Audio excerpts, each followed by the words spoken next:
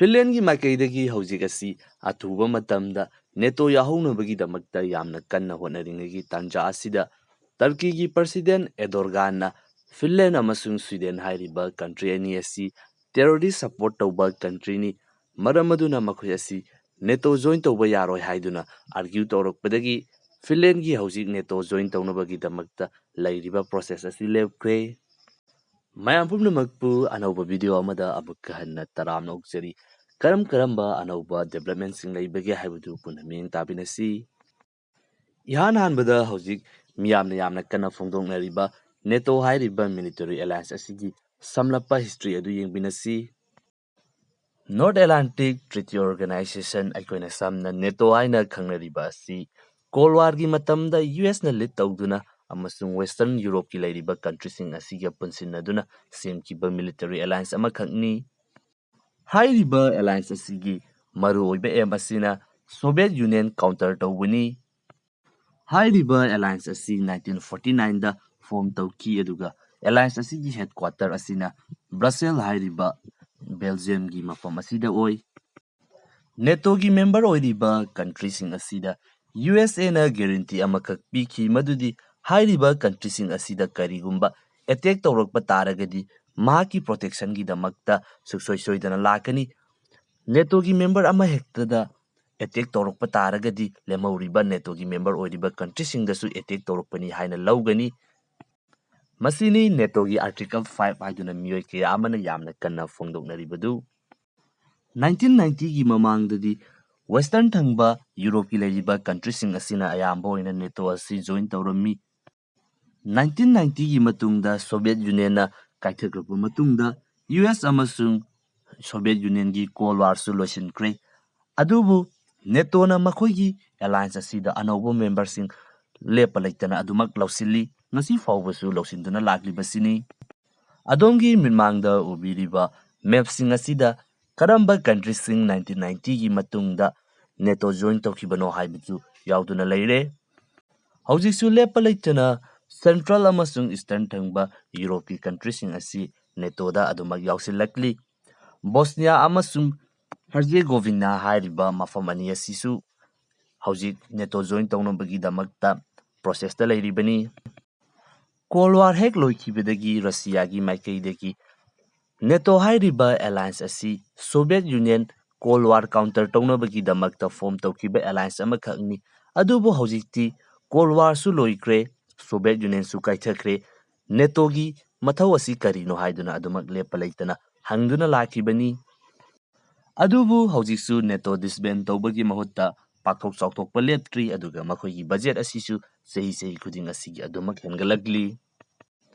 hojik lairiba Russia asi matam adugi Soviet Union adugi successor ni masini NATO amasung Soviet Union ki oiba samlapa history mathangda Turkey asi Cold War gi matamda NATO alliance asina hek form tawbadagi member ama oiduna adumak laklaba country amani map asida mahangna yaukibagi sahi asisu adumak uliba asini Russia amasung Ukraine gi marakta lan asi haukraba matungda hojik Nordic region da lairiba country ani Sweden amasung Finland hairiba country ani asisu NATO gi military alliance asida yauba pambagi apamba adu fongdoraklibani maru oina Finland di hojik officially NATO yaunabagi damakta yamna kanna hotnaribani Finland hairiba country asi hojik NATO join tawbagi process da leijaba taragasu official oiba NATO join tawbagi treaty adu sign tawdri asumna country ani asina NATO join tawnabagi damakta kanna honaringagi tanja asida hojik Turkey amuk changsilakre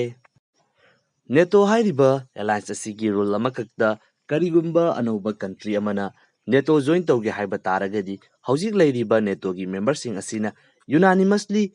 amuktada yaba ma mathautai karigumba lairiba membersing asidagi country ama hekna oppose tawrakpa taragadi madugi country changlakadoriba adu accept tawba yade hojiki oina hairiba country asi Turkey na oire Turkey na Sweden amasung Finland asi NATO join tawba yaroi haiduna thingkre Turkey na Finland amasung Sweden hairiba country ani si yaningdabagi maruoiba maramani kaklai ihan hanbada Finland amasung Sweden hariba country ani asi European Union gi saruk amakangni aduga Western gi leiriba Europe ki country sing asina Kurdish Nationalist Organization maruoina Kurdish Militant Group PKK amasung YPG masida diplomatic amasung financially oina mateng pangi mathangdana Turkey da Fethullah Gulen haiba gi opposition gi oiba leader amakak lei hairiba sina Turkey gi leiriba government asi ku taunabagi damakta honakibasu laikrabani aduga makoi asi US amasung Western gi leiriba country sing asina support tawi Kurdish revolution hauriba Kurd hairiba mioi kanglup asi Middle East da leiba ethnic minority amakhakni aduga makoina tariba jaga singni map asida uriba asi hairiba mioi kanglup asina makoigi oiba tonganba country ama hojik demand tauribani Syria da civil war thorakpa matamda ki Kurdish ki mioi sing asina makoisu lan yausinduna Syria gi jaga kharada makoigi oiba tonganba autonomous oiba republic ama lauthokre aduga Iraqi mafam kharadasu masigumna fibam asilei adubu hojik fawba Turkey dagi di masigumbasi fangdri maramaduna hairiba mioi kanglup asina militant group sing linkatuna Turkey gi mayokta hojik khulai paiduna yamna kanna lanthengnaribani hairiba kanglup sing asi Turkey gi oinadi makoi asi terrorist ni haiduna fongdoklibani adubu western country gi oinadi makoi asi terrorist natte makoi gi ning tamnabagi damakta lanthengnariba kanglup singni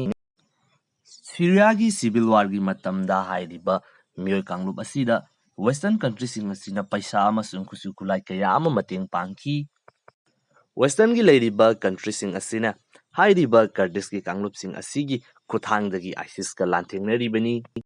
Western country gi masigumlaba khongthang asina maram oiduna Turkey asi NATO gi member ama oijaba taragasu matam kuinadagi Western country sing asiga Turkey gi marakta yanadaba amadi leiduna adumak laklibani Erdogan gi maikaidagi Finland amasung Sweden gumba Scandinavian country sing asidi terrorist organization gi guest house ni haibo wafam fawbo phongdokpasu laikre hojik asi Kurdish ki oiba leiriba militant group sing asi taktoknabagi damakta Turkey na anauba khongthang kaya ama nauna laukalagli nakal amaromda US ki maikaidagi hairiba kanglup asida funding tawbasu leptri Turkey gi maikaidagi makoiki leba asi thugainabagi damakta honariba terrorist kanglup asibu Finland amasung Sweden na support tawbanina hairiba country asi NATO Yaoba yaroi haiduna Turkey na yaningdaba fongdokli haukiba matam khara asidagi Turkey amasung US gi mari asida laptoknabagi maong amada adumak lagli 2016 gi military coup attempt Turkey na Russia gi S-400 missile defense system leibagi damakta USA gi side dagisu nungaitaba leiribani aduga Biden administration na hojiki Armenian gi genocide asi recognize tokiba asida su Turkey na yaningdaba fongdoklibani Turkey amasung US gi mari asi lakadoriba matam asidasu adumak soksilakadauri aduga hojik asi Turkey NATO dagi leptaubasu natri NATO gi member amasu adumak oiribani aduga hojik soknariba Russia amasung Ukraine gi lanfam asidasu Turkey asi double game sanari Russia na Ukraine invade tauriba asi Western countries singi side leptuna Turkey na hairiba wafam asi yaningde haiduna criticize tauri adubu Western countries sing asina Russia da sanction thamjinabagi damakta fongdokpa matamdadi Turkey asina Russia da Western sanction thamjinba asidi phattaba thaba amakhakni haiduna adudadi mu accept tauri aduga Western countries sing asina sonariba lanfam asida Ukraine mateng pangnabagi damakta fongdokpa matamda Turkey na makoigi drone sing Ukraine da yonki hojiksu lepa leitana Russia amasung Turkey gi marakta leiriba trade ki oiba mari asi maintain taunabagi damakta yamna kanna honari masini hojiki oina leiriba fibam asi Finland amasung Sweden gi NATO join taunabagi process asisu Turkey na oppose tawrakpadagi hojik lepkre aduga Finland gi power supply asi hojik Russia na cut off tawkre masina maram oiduna Sweden dagi amuk power supply sing asi import tawduna sizinari